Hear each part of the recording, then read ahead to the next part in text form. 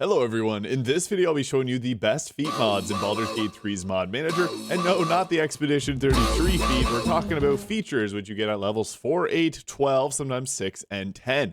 I'll be first starting off here with Tasha's feats. This mod made by the Lucid Frog and TDAC-H here has a actual source book that is based off of with Tasha's Cauldron of Everything. This includes a variety of different feats here, starting with the Chef. This is cool because it gives you the Chef's Treat, allowing you to get full health back on a short rest and allows you to boost either your Constitution or Wisdom stat. And we also got the Crusher here, one of the 10 feats that's included here, I guess. So this increases your Strength and Constitution scores by 1. And whenever you make a bludgeoning attack, you can choose to push the target. And on critical hits that deal bludgeoning damage, apply the Crushed condition, which gives attack rolls against the target advantage, and then lets you increase either your Strength or Constitution. There's the Eldritch Adept. I really like this one because it gives you one Eldritch Invocation, with my favorite obviously being the Devil's Sight. Being able to see magical darkness is such a powerful ability, so that's a really strong feat in Baldur's Gate 3. We also got the Fade Touch here, which gives you Misty Step and a level 1 spell of your choice in the Divination or Enchantment Schools of Magic, and then you get to increase one of your spellcasting stats by 1. So this is interesting because it could add some different ways to play through a build. Getting things like Hex and Command is really nice. We also have the Fighting Initiate here, which gives you a fighting style, which obviously very useful too. I wouldn't recommend taking something like Defense because you could even just go with an increase your dexterity and get that +1 armor class in most armors, and also an initiative point as well. We also got the Meta Magic Adept here, which is pretty cool. This only gives you 2 sorcery points though, so yeah, you don't want to take Quicken Spell, which costs 3, which is the best choice there. There's also the Shadow Touch, which gives you invisibility and a stat into your mental stats. And you get to pick a spell here with things like Disguise Self, False Life, Inflict Wounds, Ray of Sickness, and Color Spray. We also got the Slasher, which increases either your Strength or Dexterity by 1. When you make a slashing attack, you can reduce the movement speed of the target. And on critical hits that deal slashing damage, you can apply the Slash condition, which again will give the advantage on attack. It'll give them their attack rolls disadvantage against you, which is really nice. We also got the Telepathic here, which increases one of our mental stats by 1, and you can get Detect Thoughts at will, which is a pretty nice spell to have there as a ritual. And then we also get the Telekinetic, which allows you to increase either Intelligence, Wisdom, or Charisma. And you get Mage Hand Cantrip, which is extremely good. And as a bonus action, you can telepathically shove a nearby enemy, which is also really good. This is an interesting one because it adds a couple marginally useful cantrips and I guess a bonus action push as well, which is very good. And then you can increase one of your stats here. Yeah, Tasha's Feats is a really amazing mod here, and it actually has planned the Piercer, which will work similar to their Crusher and the Slasher, the Poisoner, which is focused on poison damage. I'm excited for that one, and Skill Expert. They won't be able to include the Artificer, Initiate, or Gunner feats, but amazing job either way. We also got here the Tarot feat, Major Arcana by Moon 6. So this is a really interesting one because it only gives you one feat with a ton of choices.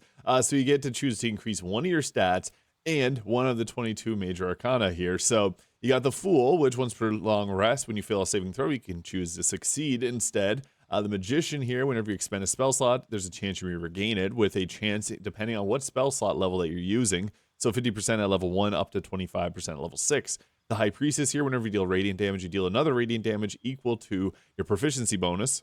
The Empress, whenever you restore health points to a creature, they regain extra health points equal to your proficiency bonus, so it's plus 4, not really useful. The Emperor, once per short rest, you may give temporary health points to allies. Roll d4s equal to your proficiency bonus, and total becomes the temporary health. The size of this die will increase to d8 as a proficiency bonus increases, so that'll be a 4d8 of healing that you'd roll later on, which is much better than the Empress there.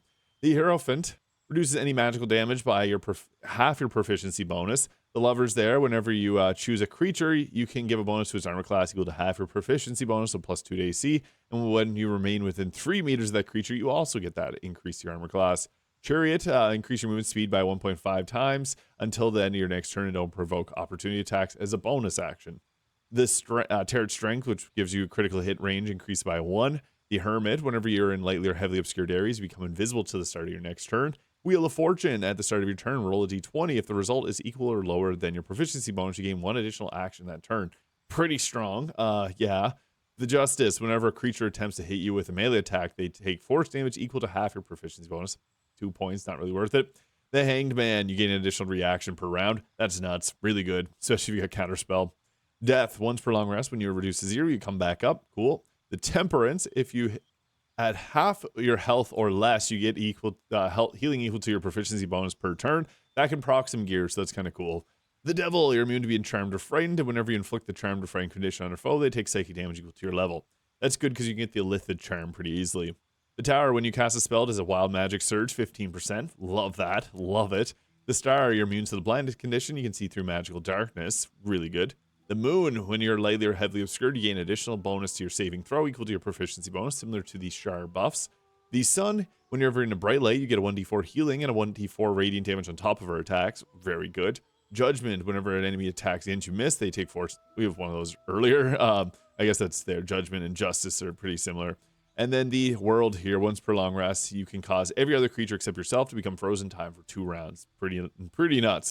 So yeah, this is a really cool one. The Major Arcana here, or Arcana, however you pronounce that, by Yoon Moon Sick.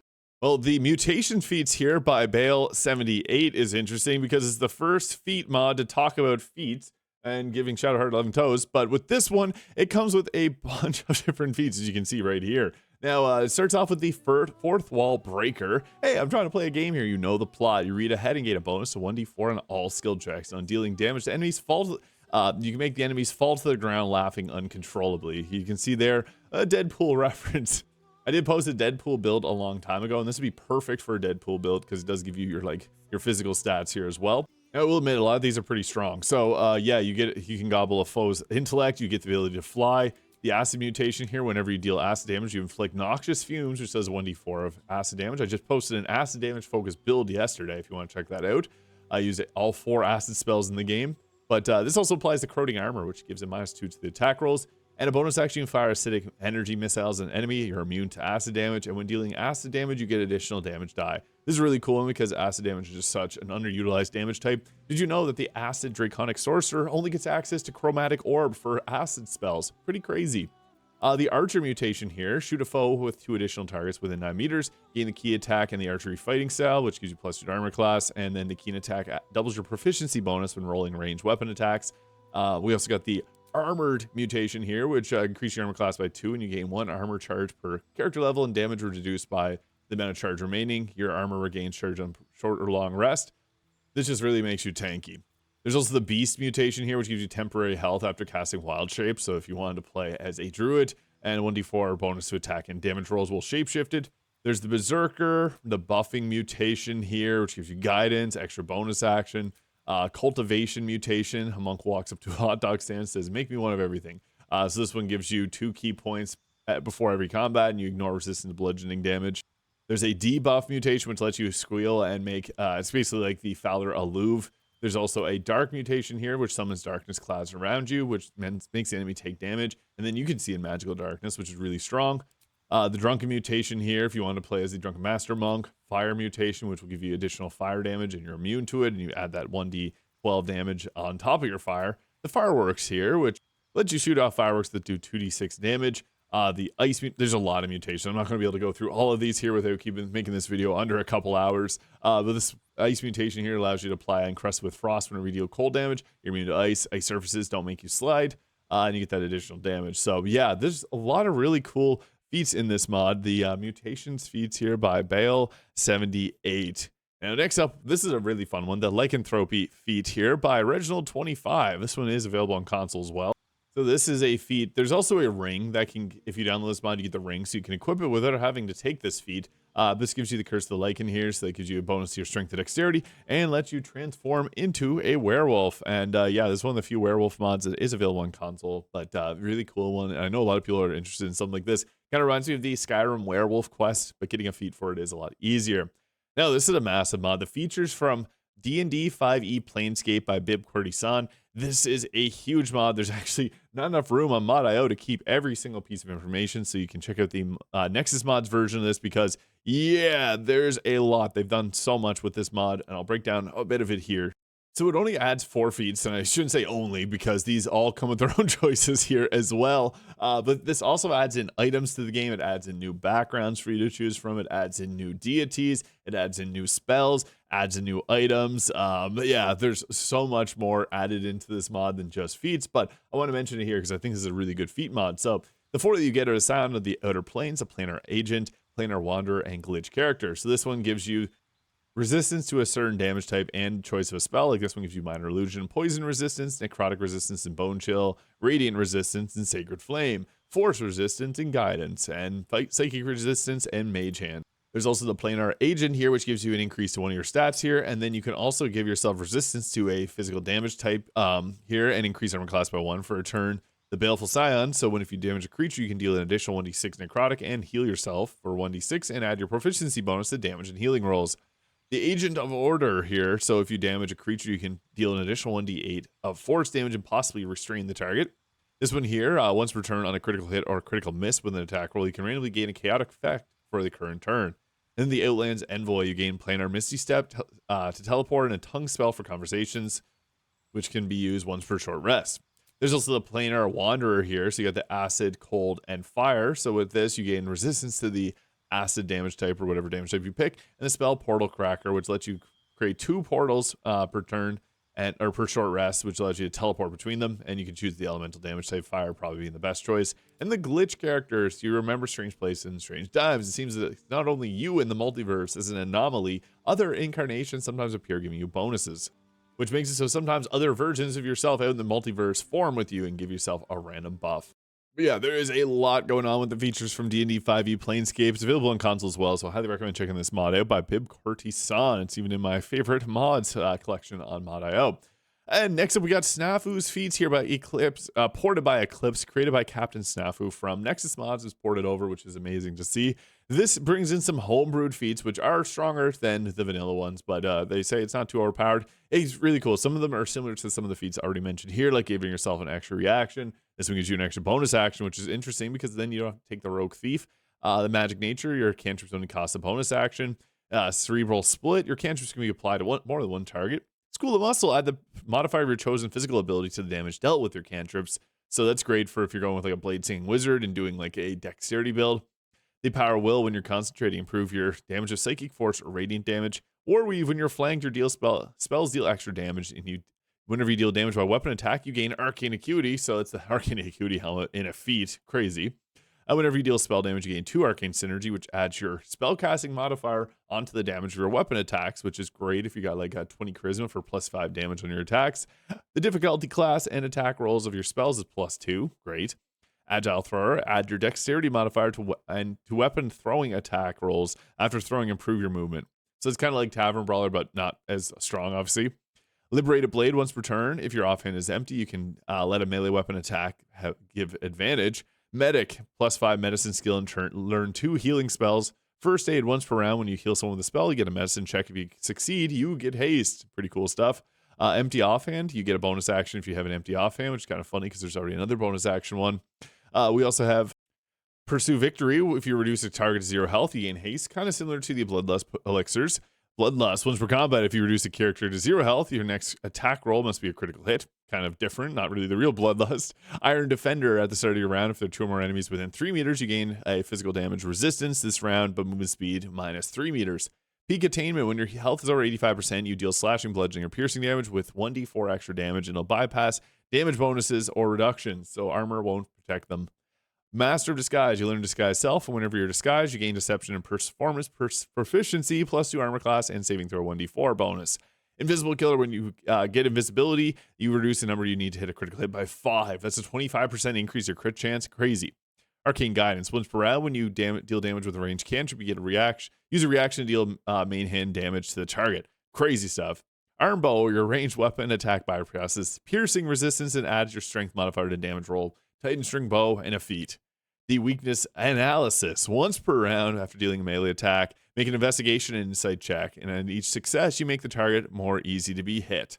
Mystic Confusion, when you deal an unarmed attack or attack in beach shape, you get additional damage. Not sure how much. Ranged Specialization, when your ranged attacks will get a 1d4 bonus, and the damage rolls for these attacks cannot be less than 3. Equals 3, less than 3. However, your melee attack rolls will take a -5 penalty, so that makes you go all in on your bow attacks. Kind of interesting. Trajectory Calculation, after the first 2 rounds of combat, add intelligence modifier to the attack roll of throwing ranged weapons and ranged spells. And when you make a thrown weapon or ranged weapon attack, you can roll the damage die twice and take the high result. That's interesting because intelligence is not a highly used skill in Baldur's Gate 3. Grumpy Drunker, you learn to rage. When raging on the effects of alcohol, you're unarmed, and throw an attack, deal additional bludgeoning damage equal to your proficiency bonus. Martial training, gain an extra attack, but at the first 3 rounds of combat, you get the penalty to attack roll. Interesting. Once per short rest, you gain haste at the start of combat. Martial Master, choose 2 shooting skills and 2 melee weapon skills to learn. And quick swap, if you're making a light weapon attack with your offhand empty, you can use your bonus action to make a main hand attack, kind of similar to, I guess, the duelist prerogative in a feat form. So that is the Snafu's feats there. Now we have a lot of feats, mods that change how feats work. I don't want to make this video like multiple hours long. So this one here is vastly improved feats and buffs and nerfs by Creative Excuses. You may know them for also making the incredible chocolate edition of Baldur's Gate 3. So yeah, highly recommend checking this video, or I have a video on this. Highly recommend checking this mod out if you want to see massive changes to Baldur's Gate 3. But this mod here is mostly just changing their feats, which is included in the chocolate edition here. So yeah, there's a bunch of different changes here. You just pause if you want to read through them, but there's a lot of changes. And then there's also 10 new feats added into the game too.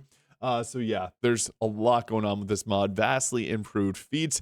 Some of the changes are strong, but yeah, I think this is an interesting way to play through the game.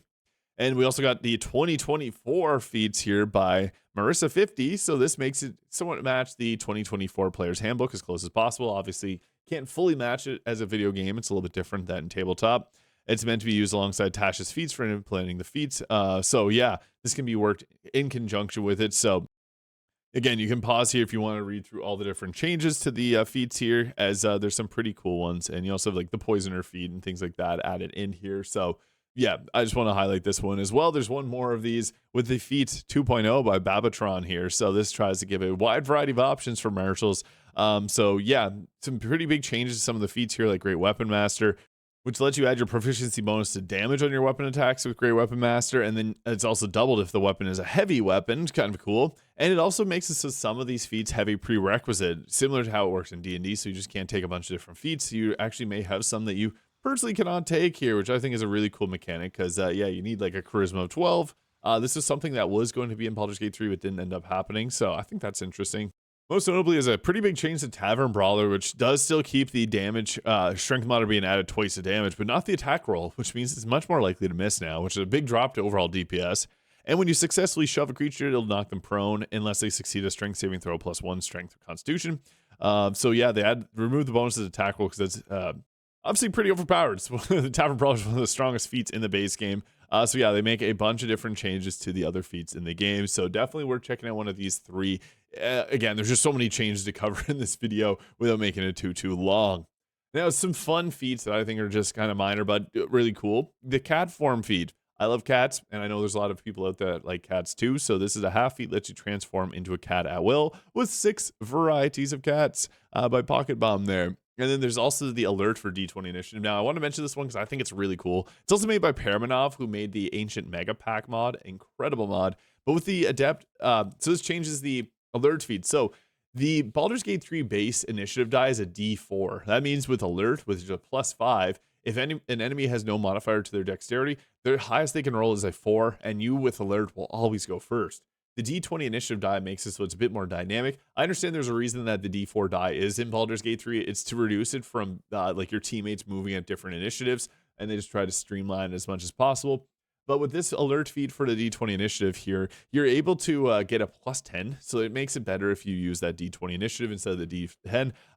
They said basically you should have made it like a +25, but then that would invalidate having the feat in the first place. So I think this is a really good balance mod, and makes it so that the D20 initiative just feels a little bit more natural. And finally, the initiate feats here by Dungeons and Souls. So this is a cool one. As you can see, my character here is only level 2. This makes it so that you can get feats at level 2. So yeah, this is a basic one. There's so many feats like this. I also do want to mention, if you have the cheater spell mod, there's a cheater summon character modification box that you can summon in. And when you summon this in, it's actually going to have a box here that gives you every feat that you want from the base game. So save yourself from downloading a bunch of extra feat mods. Just use one of these, and you can give yourself that feat without having to take any of the levels, and it just makes it a little bit easier. So yeah, I just want to mention that, but that is some of the best feats in Baldur's Gate 3. I will likely do an updated video on this because there is just so many different feats in Baldur's Gate 3. I looked, there's over 200 different mods for feats. So yeah, there's quite a few of them. I'll likely be doing this again in the future. I just would request a video, and there's a lot of them. So let me know your thoughts in the comments. Hit the subscribe button below if you enjoyed, and we'll catch you all in the next video.